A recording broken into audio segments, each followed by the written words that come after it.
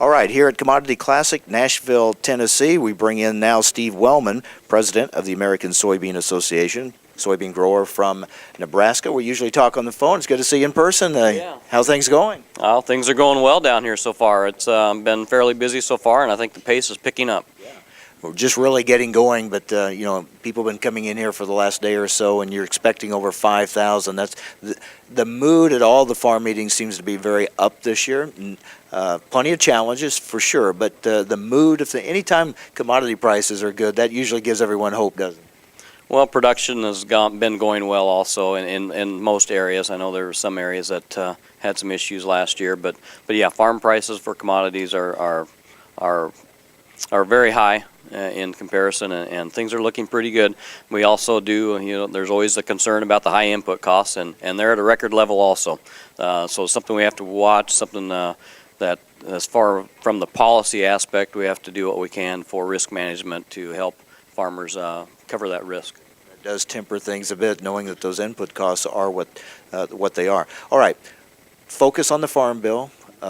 As you meet here with your members, what do you expect as far as your farm policy discussion?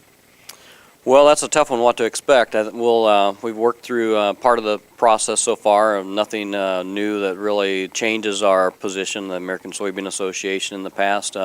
We definitely have 4 priorities with the Farm Bill. First of all, crop insurance as the basis. I know it's not really part of the Farm Bill, but it's part of the discussion and the core of our risk management that farmers have. Secondly is a program that would complement that, a revenue type of risk management program. Thirdly is for soybeans is planting flexibility. Soybean acreage has grown 15 million acres since 1995 under the last 3 farm bills, and those farm bills have allowed the farmers to have that planting flexibility to make decisions based on the marketplace and not based on government policy. So we want to make sure that that type of policy continues, that we can continue to have that planting flexibility. And then lastly, our WTO commitments under the current WTO agreement. Make sure we meet those commitments. Talking with Steve Wellman, president of the American Soybean Association. You talked about acres. Let's kind of get into that. There seems to be kind of the feeling that the market's going to buy a lot of corn acres. We'll see what that's at the expense of. We've heard that some rice growers may be looking to go to soybeans or maybe corn, whatever. But what's your sense of where we could shake out on acres for soybean? Well, American Soybean Association, we just pretty much listen to USDA and their projections and go from there. It looks like 94, 95 million acres of corn, but it sounds like soybean acres are going to be pretty steady from last year. I think the markets recently have maybe bought a few more soybean acres, and so that will continue, I'm sure, up until planting season. We'll have a little back and forth there. We definitely, the demand for soy globally has been increasing. It's increased 152% since 1990. So the planted acres production is very necessary to meet that growing demand. And with South America maybe having a reduced crop this year because of weather issues, I think it's an opportunity for the United States and our farmers, soybean farmers, to meet that demand. Yeah, the demand is certainly there. We talked recently about the Chinese visit here and the signing of contracts. Obviously, they're going to continue to be a big customer. China seems like they will continue to be a customer. We export, the United States exports 50% or more of our soybean production, and China buys half of that. So 25% of our production has been going to China. So they're a large customer. We certainly need to do whatever we can to continue that business with them. I think the signing ceremony in Des Moines was a nice step to see their intentions to continue that business.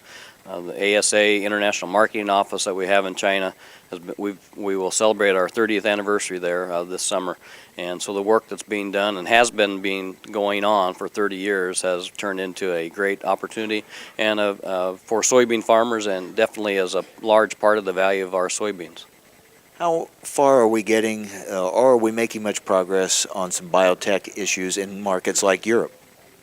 Well, we continue to work on that. It's not an easy process. There were 4 traits recently that were approved in the European Union so we can continue to move those to the marketplace here in the United States and produce those here and have those available to export and not have trade disruptions. The European Union is a challenge. Actually, the process in China is a bit of a challenge also. They have a approval process that does not begin until they have approvals in the country where it's going to be grown. So ASA has a biotech working group that works with on those issues, and we have several trips, missions each year to try to work on those overseas.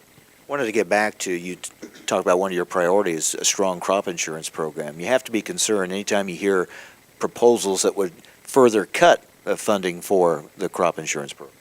Yeah, the president's proposed budget had some cuts included in that to crop insurance subsidies, and really from the American Soybean Association's view and our policy stance is that we want to do everything we can to get soybean producers to buy more insurance, to have better coverage that they're paying their fair share of premiums on. And the president's budget would actually hinder that process because they make cuts in an area that farmers actually use a lot of that insurance. So to make cuts in those higher levels is just going the wrong direction. It seems like most farmers have accepted, you're going to lose direct payments and other things, but let's make sure the safety net is really based on crop insurance.